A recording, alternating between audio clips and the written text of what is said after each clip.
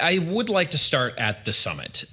You had in a recent note some very detailed back and forth, the pluses and minuses and what may actually not get taken care of in September. Could we start there for investors who may be thinking too much of this meeting? And this is the summit between President Xi and President Trump, correct? That's right.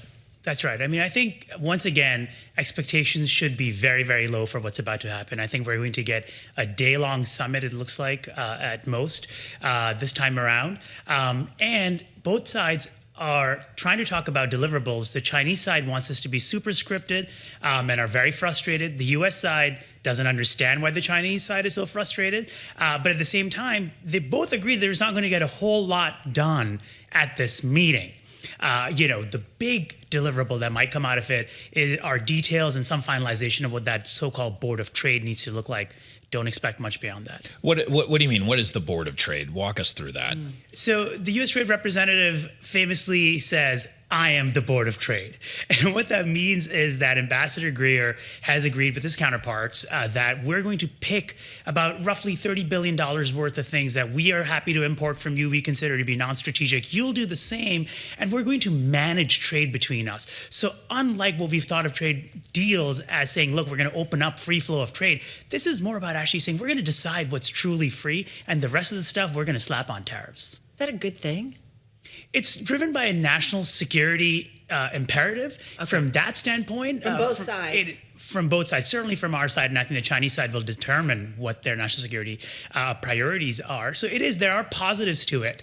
I don't know how much it'll do in the long run, though, to take care of things like supply chain dependency on China and so forth, because it doesn't address the other critical issues like transshipment, which is a big one staring us. Can you clarify how much we still rely on China in terms of supply chains, global supply chains?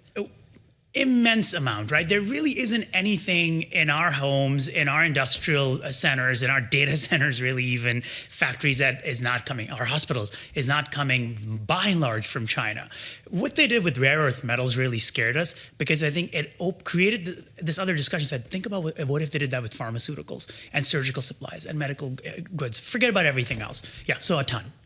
And Shehzad, I mean, that's why we're kind of here right now, right? We have the export controls that China puts in place on critical minerals and permanent magnets. The United States says we're going to do the same thing on chip technology. And ultimately, the two sides who are, heavy hitters in the world economy say, okay, we got to reach some sort of truce here to calm markets down globally and also to calm this diplomatic relationship down. Yeah, and I think one idea was, really the predominant idea was that if the two leaders keep meeting each other, then the truce continues. Now everybody realizes the truce is because we need the truce because we don't have the rare earths and the magnets. We're wholly dependent on China. We don't have a choice. We don't have a choice. And the Chinese want the truce because that's the best way to keep kicking this thing down the road, to push off tariffs for as long as possible, run out the clock on Trump, and then you deal with whoever the next president is.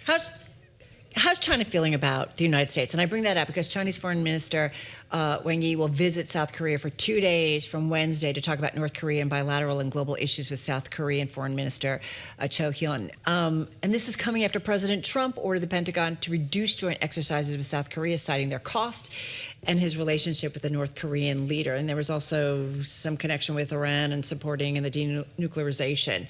What's your political read on that?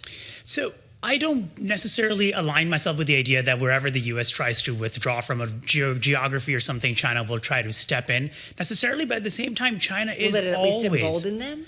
I think it can certainly embolden them, even if they don't want to take action immediately. Certainly they may feel like they could, and potentially the probability of success goes up, if you will. So they're doing all of this. I think on the other hand, vis-a-vis even the United States, though, on the other hand, even when they're showing up here, they are taking an aggressive tack. They're saying, look, we're watching what's happening in Congress. We're watching that, you guys are not blaming us for an election interference, and we don't like this. Don't try to threaten the truce. So apparently the tough talk is happening behind the scenes. I think oftentimes all of us kind of look at this from the perspective of the U.S. and what's the U.S. have in it. But maybe we could bring you in to look from the vantage point of China right now, right? There are economic pressures internally. How do those play in this broader discussion? Yeah, I mean, in some ways, this really is. I think she's, the genius move, if I can call it that. The economy internally is pretty weak. Not only is the consumption side weak, the household side weak, and not only are they completely sort of failing to embark upon this economic transition that they've been talking about for decade and a half, really, certainly at least the last 5-6 years in earnest. They are failing on all those accounts, yet they are able to, because the export machinery is running, they're able to, show up at the table and deal with the U.S. not just as competitors and equals, but ones that oftentimes look like they have the cards rather than us. Does it ever matter? Because we always talk about Chinese deep pockets, right? And the government's always there to either boost up a company or boost up a sector.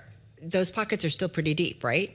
The pockets are still pretty deep, and whereas their traditional way of doing stimulus isn't working, we have to remember they haven't really attempted household style side stimulus at all. So that's a whole other playbook that they could resort to. Will they?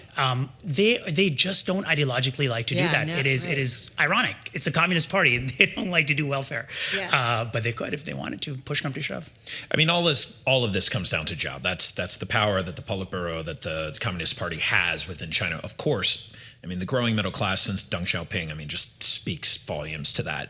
But as you embark on this AI transition, like what does that do to what is still a very deeply industrial-based jobs economy? Yeah, I think that is a big challenge for them. They do not have an answer for this as yet.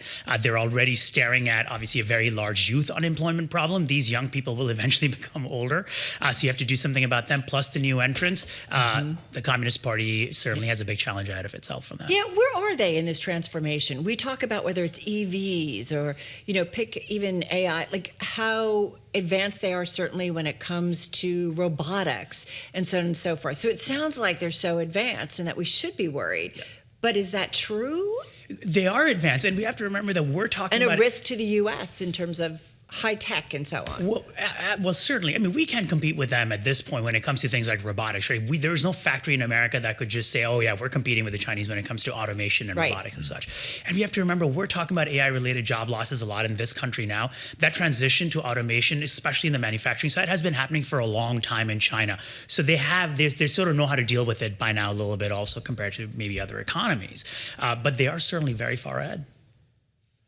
It's incredible. So what should investors be thinking about? We've been talking about China forever, and for such a long time. I know when I started my career like decades ago, it was all about having access to the Chinese market. That's what was important to every global multinational company.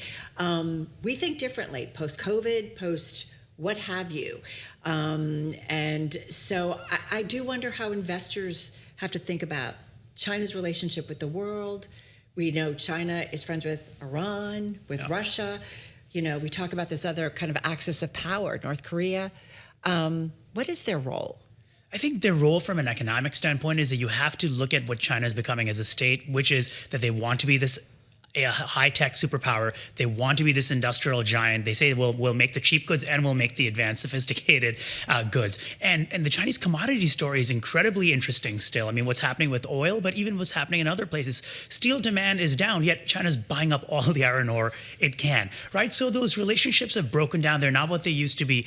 And so there are some interesting things happening inside the economy. And the traditional model of thinking about China just doesn't apply anymore. You really do have to kind of watch it at a granular level. Yeah, the trade hawks still are stuck on overcapacity and subsidies, right? And we even saw Peter Navarro put out a report that's made the rounds in the past week. I mean, what do you make of all of that still hanging? My message to my friends in DC has always been that you can talk about Chinese overcapacity all day long. It's not going to make an inch of a difference unless you can compel American companies to rethink their supply chain strategy in a very, very holistic and broad way. As long as though the government, now here's the funny part, right? Because you have the U.S. government getting involved in our companies now. So I do wonder, kind of how ironic that this is. But as long as we know the Chinese government can actively and aggressively get involved, is it not ever going to be a market that investors, global investors, really want to embrace? Well, if you're aligning yourself with companies that are in the state's favor, sectors that the state is favoring, then there's a pretty good chance that you could get in there and you can make money, especially with this, the plethora of companies that are IPOing out of Hong Kong now, Right. so, yeah, including Shanghai, of course, as well. So you've got that. But yes, you have to be very, very careful because, look at what happened to Baba and so forth. The state decides the winners and losers at the end of the day. Just a real quick one here. What is the one thing through the end of the year that you think investors should be paying most attention to with China? Right now, I would say figure out what could break this truce maybe past November.